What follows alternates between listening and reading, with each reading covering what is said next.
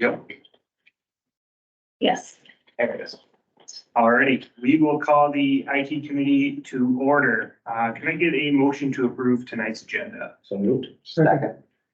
Second, all those in favor signify by saying aye. Opposed, carries. Public comment. We will open up if there's any public comment. I don't see anyone here. Probably won't see anyone out here, but I'll give it a minute just because we went live, so. Is there a way to see if there's anyone actually on? You see it on your screen, Patty? Yeah, there we go. There we go. These are invited. Yeah, those are invited, but not in chat. Okay. All right. Well, we'll move along. Let's go on. Can I get a motion to approve the minutes from the July 13th, 2023 meeting? So moved. Second. Perfect. All those in favor signify by saying aye. Aye. Opposed, carries. All right, we will hand it over for the featured presentation from Director Patty Rainford. Floor's yours. All right, If you want me to, I was just gonna suggest what I've done in other meetings, and I know I'm not separately on the agenda, but it's part of the budget presentation. If you want, I can give you a little bit of an overview, not specific to the department necessarily, but some of the things involved in our budget process. Sure. Just because I've done that for other committee meetings. And part of the issue was, you know, we're making a real concerted effort to have, you know, these budget presentations to each committee that is the liaison committee for any department or any of the budgets. That's been a little bit hit or miss in the past, to be honest, over the past 10, 11 years since I've been here anyway. Some departments do, some don't. But we really wanted to make an effort to do that this year. And in fact, either county executive or myself or the finance director have been at each meeting just to give a little bit of an overview, but mainly to answer any questions you might have about the budget process in general, about the budget, executive budget in general, I guess, not just related to this department or about how it was prepared. So we did have a few issues this year to deal with that caused us to treat things a little bit differently. Biggest issue was the compensation plan that was approved by the county board last year and all the adjustments made as a result of that. It turned into a more than $3 million annual hit in the operating budget with existing staff. So that was a big bite to absorb at once. We did prepare for it by setting aside a $2 million contingency fund last year, but it's not enough. We had to find another $1 million or so. Those pay changes also made it much more difficult to determine really a levy target for departments like we've done in previous years. You said have to use the same amount of levy or 1% more or whatever it may be as a goal. We couldn't do that because in some cases, you know, the wages are up 5, 6, 7, 8%. And we didn't want to try to measure how much went up in each department and just targets. It was going to be too complicated and we would have difficulty meeting those targets anyway if we did it that way. So we didn't give departments any levy target. Instead, the executive's direction was to ask every department to come up with the most responsible, frugal budget they could reasonably do, keeping in mind the need for services and items that the department provides the public. And so wages are overall up 9.7%. And that's not due to the big pay increases we're planning for 2024. We're including only a 2% overall wage adjustment and a 2% merit pay for those employees eligible for the merit pay under our new merit pay program. Which is a little bit more straightforward. Everyone who gets it gets 2%. That's the budgeted amount anyway in the executive budget. We did have a slight increase in health insurance, went up 3.2%. That hasn't increased since 2000 and only went up, I think, 1.8% from 2019 to 2000. So that means about a 5% increase in health insurance since 2019, which I think is pretty remarkable, although we have seen actually some savings as a result of pandemic people stopped going to the doctor, which is not necessarily desirable. But we did have a lot to absorb there. On the positive side, we did have extra shared revenue decided on by the state. They passed a bill giving some extra shared revenue mainly tied to public safety. We have to kind of have some sort of maintenance of effort for public safety. That isn't a problem for us at all. And there's 1.78 million in extra shared revenue coming in 2024, which is very much needed.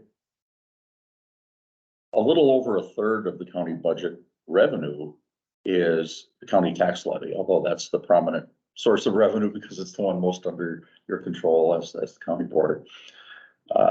That's subject to a cap, can only go up by the amount of new construction figured by the state.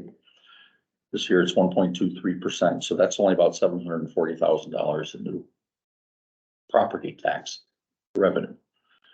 But other sources of revenue, are primarily federal and state grants, as well as user fees, fees for services, what have you, throughout the county. And those are generally going up faster, that amount.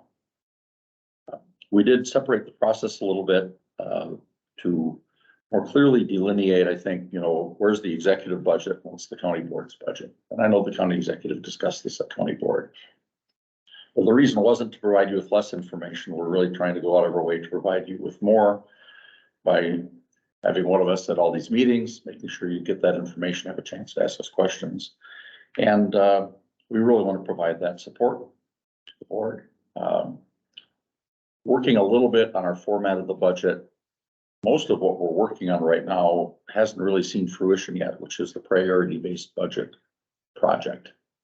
So we have hired a consultant working, we've got software, we've got consultants we're on the phone with every couple of weeks, figuring out how to divide the county's efforts up into programs, because that's, I think, really how people think of what the county does. Now, here we got a book full of lines and lines of numbers and lines of explanation, and what does that even mean? How do you make sense out of it? But when you think about it, okay, we do certain things. We provide this service to the community. We provide this service internally. We provide a network service in the case of IT, et cetera.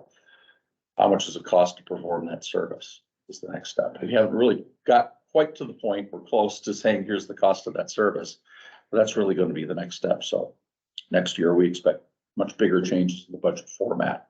This year, all we really are doing is tying the budget to a list of programs at the beginning, instead of doing, the whole spiel about what the department does and what their goals are and what they've done. We're trying to start out with a list of programs that have already been developed through that process. So it's very appropriate to ask, in this department, audiovisual support, what's changed in that area? How much does it cost? Is it cost effective? Do we have any revenue that comes in that area?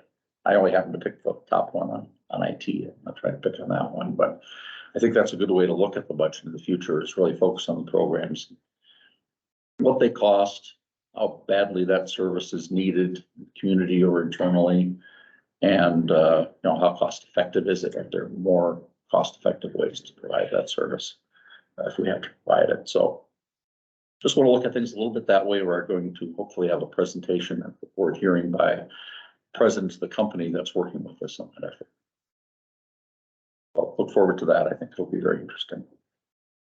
That said, I can answer any questions, but obviously Patty can go over the details of the IT budget, and between the two of us, we can probably answer any questions. Yeah. Okay. So again, IT has two funds. 1022 is our operational costs essentially, and 1023 is where the inventory of all the technology devices is maintained, and we age everything, and then it's automatically comes up for replacement based on what age we give it. So really, a vast majority of our operational is our people costs. And as Mike already explained, that is up after the study. If you take that out of our operational, I think we're actually down like 12% with our budget, with all the other expenses of our regular operational costs. I don't think anything stands out too much. Actually, I could look at the variances of that. Data processing, we moved something that normally just IT was paying for, to, the technology replacement, where we try to put any kind of contracts, like, I mean, just think Microsoft across the board that supports the entire county. So that goes in 1023. So this is for, the Vanguard is for imaging, people scanning, digitizing, trying to get away from paper, putting it into an electronic form, and more departments are adopting it, so we just split that out into, kind of supporting the whole county. That was a decrease for us. Professional services, the 50,000. For this year, the county exec desired, a position, essentially, a position request to take on this paperless initiative and make it more of a, let's go all around and see where we can get rid of paper and, you know, saving paper, saving printing, saving space, physical space, because we changed that to electronic space. The position was actually denied, but we were allowed $50,000 to start the project. So we have done, we felt it would be extremely difficult to hire literally a person or a consultant and get much done with the 50,000, because every department knows basically what they have and what they need to do. We didn't feel it was best use of the funds to have a consultant come tell us, yeah, they should take all these file cabinets of paper and scan them in and make them electronic. So what we did is we looked at the equipment that departments have, the age of it. Scanners are not something that's in our regular replacement inventory because there aren't as many. It's more of a specialized thing usually for the department, so that it's in their budget. But we do have enough where we're probably, we surveyed all the departments. We had a bunch of questions related to paperless and what we can do to help and get them going. And we're probably going to be getting about 20 new scanners. All of the scanners that are involved right now are 10 to 12 years old. So we felt that was a good, use of funding. And then with the remaining, a desktop scanner scans certain sizes of paper, and then you might have a large format scanner, which is much more expensive and less frequently used for sure. So we talked to departments, if they have the need for large format, we may even just have that be a service and have a third party do that, because it's not an ongoing need to purchase a big scanner and maintain it. So that's, still being ironed out. And then if there's any funds left out of the 50, we're gonna go around again and see if any departments would benefit from an additional scanner. If you think of like human services and 300 employees, you know, it might be beneficial for them to have another one. So we will try to judiciously, you know, utilize whatever we might have left after that. So that, that explains that one. Property and liability insurance, that's given to us, so as is. Well, those are the big, I guess, standout, changes in the 1022 fund. Does anyone have any other questions related to that one?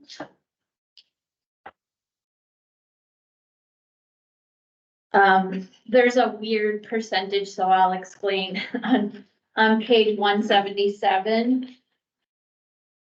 Loss on disposition of assets. We recycle all that we can. And we have been typically doing all of the destruction, the wiping the drives, all that kind of stuff in-house. And there was a CJIS requirement, the Criminal Justice Information Services or System requirement that made us have to outsource the destruction of some drives because of the sensitive data on it, and then you get proof that it was done correctly, and the liability is then on that company if anything were to get off of that drive. We did one thing, I think, this year, and it's astronomically expensive. So we upped this budget a little bit for recycling, because if we have to have something destroyed or wiped, or however you wanna look at it, by a third party, it's pretty expensive. So that's what that came from. The CGIS audit, required us to do that, and that's why that's a crazy number. It's not a huge actual dollar amount, but it is to cover recycling.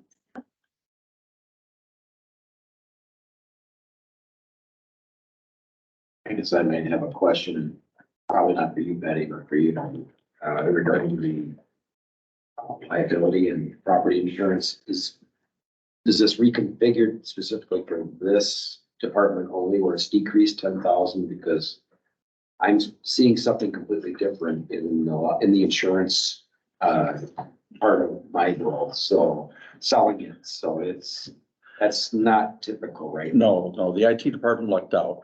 I redid the allocation method this year. Oh. So our total county budget, if I were to add up all the department budgets, there is there's an internal service fund for property and liability insurance, so that budget has gone up. All right, not hugely, but it's been going up 5 to 10% a year the last few years. Yeah. We look for better coverages, et cetera. Our liability carrier is the same, County Mutual. Sure. We have changed some of the property coverages and some of the other coverages with a different firm. But Doug Petrazik had a spreadsheet to allocate his property and liability insurance charges among departments that I thought my labor worksheet was complicated, but it put that to shame. So, and it hadn't been maintained for a number of years, so really needed to be redone. And so I looked at it and developed a different allocation formula among departments. Most of the numbers were relatively comparable, okay, IT ended up a little bit of a winner, but Sure. that wasn't. That's kind of what I thought, yeah, because that's kind of an abnormal number there. Yes, I understand. Our total county costs are definitely not in that direction. Okay, thank you. I have a question for you, Patty, and that's about the Microsoft 365 implementation, and mainly about the cost for that. It was released into 1023 as well. For the license expenses, is that a uniform cost for Microsoft government affairs? Do they parse that out to counties on a uniform rate?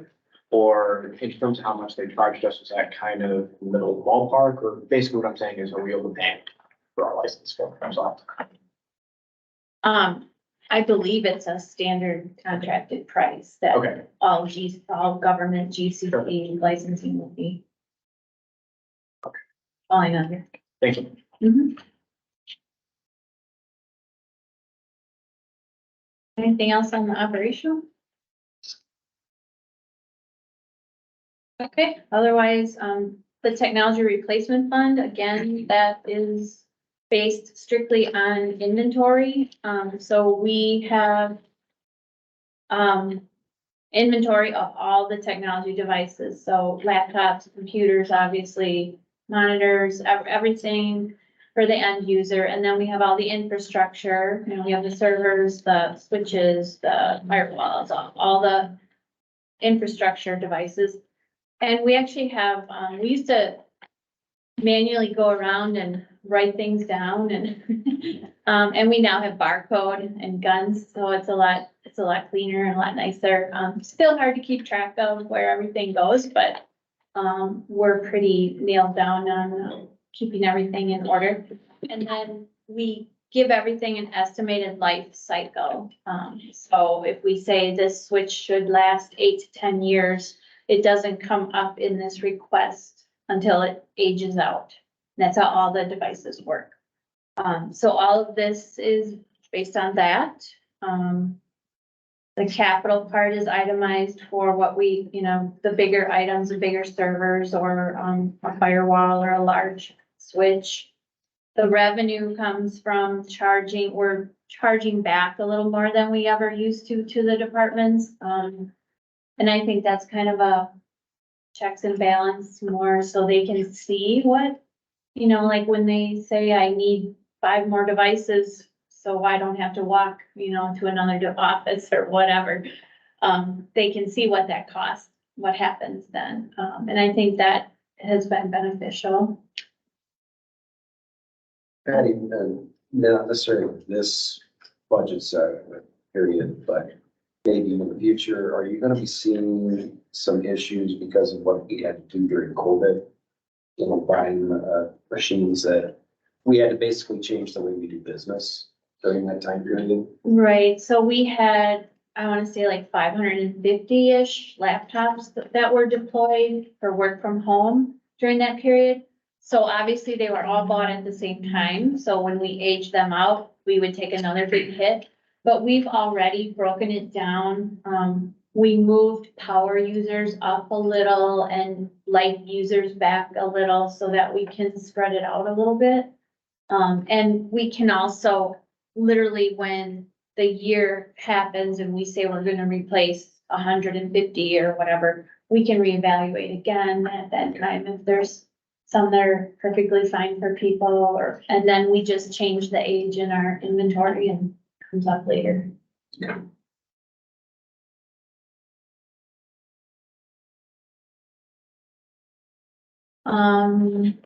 Yeah, so the big thing in here is obviously the Microsoft licensing and it was large before, but it definitely is going up with the cloud. And as it's a struggle to work with a huge monopoly. Everything that you have to question everything. So we bought licensing that there was Microsoft documentation that told us what we owned.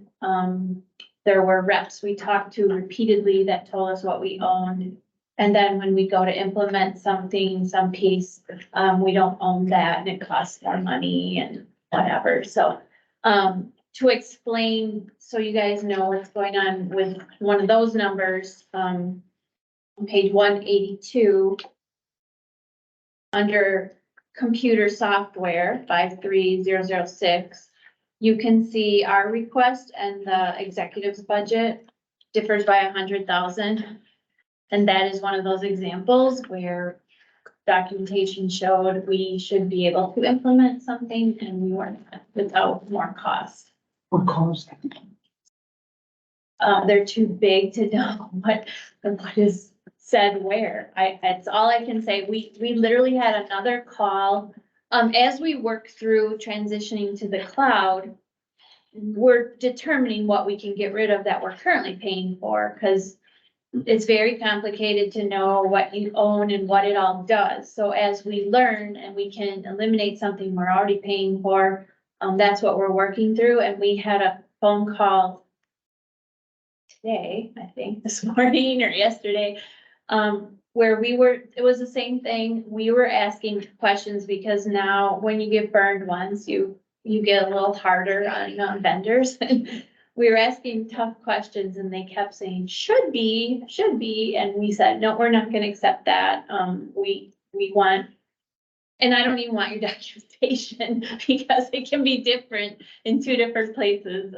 So we want everything in writing of what this will cost us and what we don't have to pay for, down the road, kind of, or add-ons kind of stuff. So we want to know all upfront. Yeah, so that was a lesson learned, but hard to not believe when you find documentation that is explaining to you what you have. So. Yeah, so that's unless you have questions on that one, how that one works. I mentioned the technology, the use of fund balance. Sure. Yeah, so one point that I want to bring out was the budget as a whole. Really cover this in my remarks, but uses a lot less unassigned general fund balance than it did last time. There's a couple of reasons for that. Biggest reason is we don't have as much unassigned general fund balance. For the last several years, I think, according to our fund balance policy, we've had more than our target range of unassigned general fund balance. That's the money that isn't really spoken for. It's the county's bank account, essentially. That's unrestricted funds. We have a lot of other restricted funds as well. So we're only using about $1.5 million of unrestricted funds in this budget, which is great because it was 5.5 million last year, but we've been trying to keep that down. So our target range was 16 to 20% of budgeted expenditures, to simplify things a little bit. You know, we were at 24%, now we're at 18%. So we're right in all that range as of the beginning of 2023. So by the end of 2023, we'll be at the low end of that range projected, and we really can't afford to bring that down anymore. That said, there's always going to be some fund balance available because of the way our financial system works. It's inevitable that we over budget in some areas because the budget is also the appropriation. Can't spend more than that. Any uncertainties result in maybe you don't spend as much as you thought, as you had the budget for. So that money falls back to the general fund, which is good. That's the way it should work. So if a couple million or $1.5 million fall that way every year, then you could plow that $1.5 million back into the budget.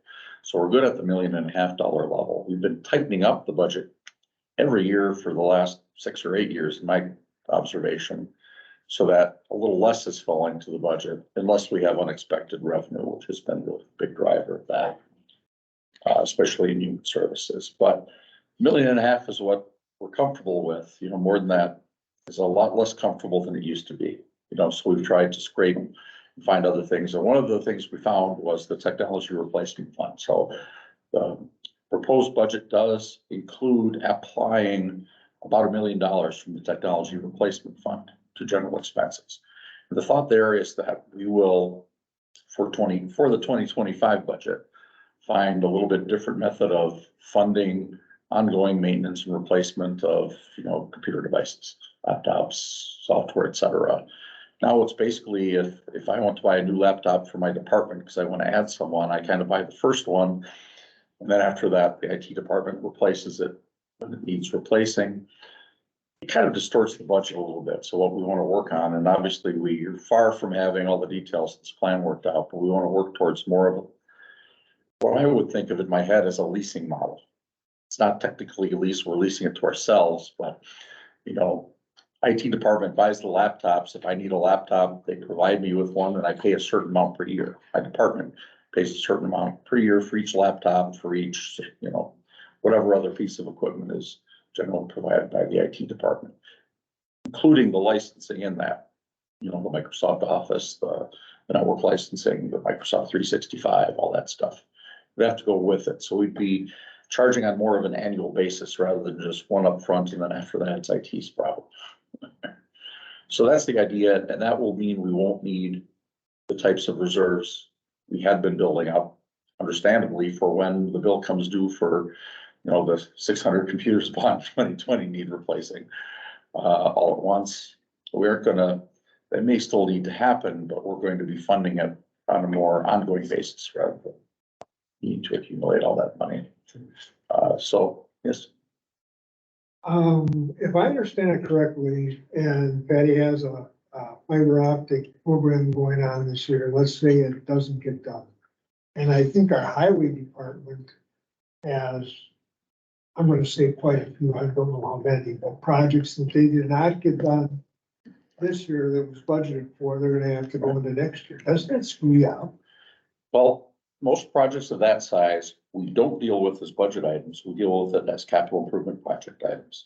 Capital improvements. Right. That would, there's So those, the fiber optic program is one of those. okay, It's about $600,000 or $700,000, right? Something like that. Yeah, exactly. And we basically fund that through borrowing. So borrow the money, borrowing right now, the board just voted to approve the $9.9 million in borrowing for a list of $9.9 million worth of projects. So we're borrowing that 9.9 million, pay back some of it in 2024, but not all of it. But that's included in the debt service levy for the repayment. not subject to the same levy cap. And so that's how we finance that. And the highway projects, for the most part, are handled the same way as capital projects. So we borrow for them, fund it through debt repayment. And if the parks didn't get their parking lots done this year, it's gonna go into next year, and it's assumed that the costs are gonna go up. Yeah, and so sometimes we have to come back and say we need more money, or we have to shrink the project a little bit. So that's gonna be seen Those are some two more. options. Yeah. We've definitely asked, I mean, we'll be in a few months looking at next year's, the 2024 capital improvement projects. So we've asked all departments to take a close look at their estimates. Sometimes, you know, these are 5, 6 years out, so when we start planning. And so the department starts putting a number on it 5.5 years before it happens. Can't assume those numbers are going to be good. That's ridiculous. But we made a special effort this year because we've seen that too much, that the numbers are no longer good. So we've asked every department to make sure these are realistic numbers for 2024. And those will be proposed to the board in January and February, I believe, again. Then But- Tom, Excuse me, but I think where you're going a little bit, you're talking about projects that really aren't in progress necessarily bidding or re-quoting. Mhm. But for ours that is bid and in progress, if it gets carried over to next year, the price should be held for the bid, correct? Well, right, because we have a contract now that they have to do it for a certain price for the fiber optic. then you're right, cause like I'm thinking the townships will have the county do their road work. Sometimes they don't have their act together in a timely fashion, and it gets thrown on to the end of the year. And then Bob Yeah. doesn't have enough manpower nor equipment, and then the price of blacktop goes through. Always, yeah. So Bob is right now looking at his list of projects for next summer, next year, trying to figure out what that list is gonna look like, because there's a list already in the plan, just as a planning document, as to what he probably is going to do in 2024. But now he's gotta look at and say, how much can I really afford to do with $5-6 million of borrowing? What are the priorities and what's a realistic quote for those? So those will hopefully mainly get done in 2024. Have had too many of them go on. But once it's in a capital project, the project is like a separate budget that rolls over. All right, so if you want to take the fiber optic, say we had some delay in that, it's almost happened, and had to rebid it. So it didn't get done this year. You wouldn't have to vote on it again as the county board, establish a new budget. The money would stay in that project, still be available in 2024. The only question is, would it be enough? You know, so we've seen some things like the boathouse for the sheriff, board had to twice up the amount, you know, to get it done because it got delayed and then the price went way up for various reasons. But anyway, Okay. that should be getting done now, but those things happen. And if there's not enough money, we have to come back. Yeah.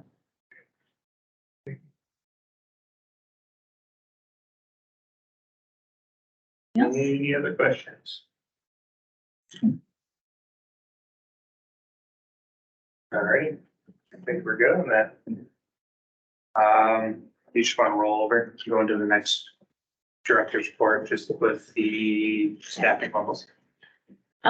So currently we're just down one, and it is one of our developers, our in-house developers.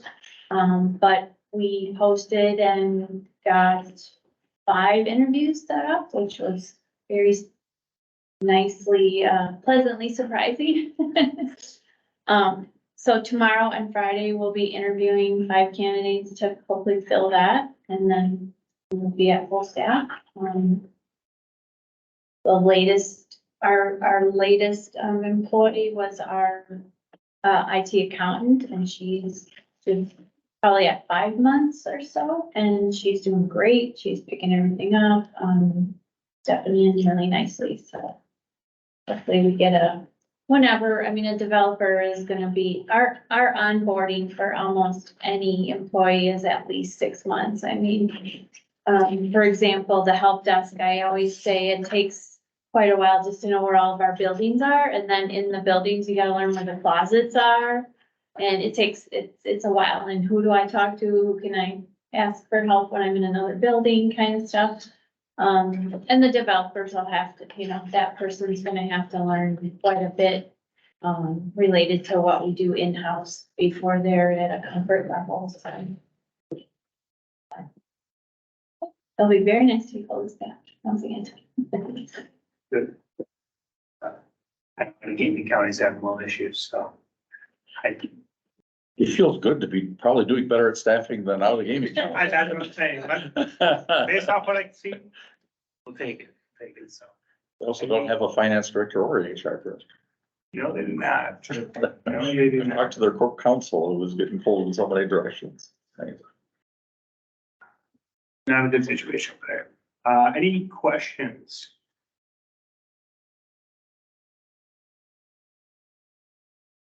Alrighty. And we're pretty much done here. Next meeting in time, probably gonna shoot for like end of January. Mhm. That works for everyone. Probably the last one of this session, if you will. And then obviously we'll go into the next one with whoever's here. So, or however it's structured at that point too. So that's the golden question. So yeah, I'd say look at end of January. We'll solidify it as we get closer. So Did everybody get a mailed announcement of this meeting? of this one, I don't believe it. A mail, email, Usually you get, email. no, paper copy. Usually they send it out 7 days before or something like that. Oh, And I never got one, but I stumbled on it. Of course, talked to them to tell me, might be this day, might be this day, so then I keep on looking. But I don't know. And again, I think the biggest thing is that if you're used to getting paper copies, you kind of default to that. If you're not used to getting them, then that's good. We're not gonna send them out. I can live with that. Then it goes on my shoulders to know when the meeting's going to be.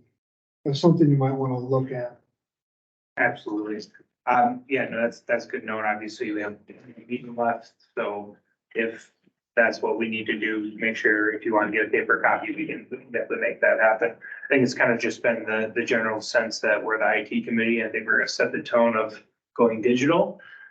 So I think that's, that's okay. yeah, but no, I'm more than happy to make sure that's sent to you, obviously Alright, next don't time. send me any paper. So, other than that, we are adjourned. Thank you. let me turn off recording. So you, go back and No, you-